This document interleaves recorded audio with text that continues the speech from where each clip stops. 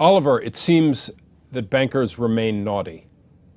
It does, yes. The latest instance of that is BNP Paribas. Its shares are down a little today on reports that an upcoming fine for breaching US sanctions rules could be as high as $5 billion. The bank's only provided $1.1 billion so far.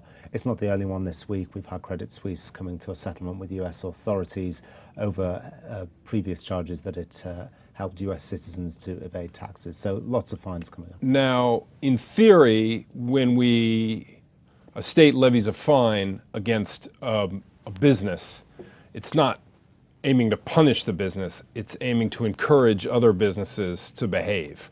Are these fines substantial enough to act as a strong incentive for good behavior? Well, they don't appear to have been to date. The authorities have been fining banks for a while, but still new conduct issues keep coming up all the time. The LIBOR controversy isn't finished yet. There's more charges for Euribor, a European version of that. And there's an investigation now into foreign exchange trading, so they haven't been effective. However, what we are seeing is real inflation in the sizes of fines levied. 2 or 3 years ago, fines were in the hundreds of millions of dollars range. Now they're in the kind of low single-digit billions, or perhaps for BNP Paribas up to the mid-single-digit billions. Maybe we're heading towards the high single-digit billions, towards the level where banks are starting to feel real pain and are perhaps going to have to ask their shareholders for more capital.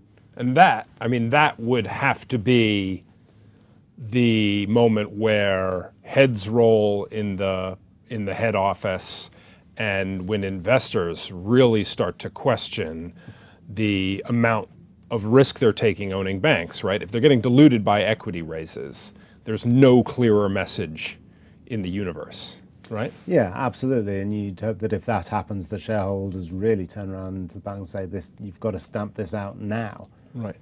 Let me ask you this question. There is something of a paradox here, in as much as we're trying to stabilize the financial system by discouraging risky behavior on the one hand and increasing the capital base on the other. But we seem to be discouraging risky behavior by taking big bites out of the capital base. Is there something self-defeating about this? We've got to distinguish between sort of types of risky behavior. There's the type of risky behavior that kind of led into the financial crisis, the over leverage and that kind of thing. And there's this kind of risky behavior. And what these fines are for is just bad conduct. Okay, Credit Suisse helping American citizens to evade taxes was never going to bring down the global financial system. Likewise, helping companies to evade US sanctions, that's not going to bring down the financial system.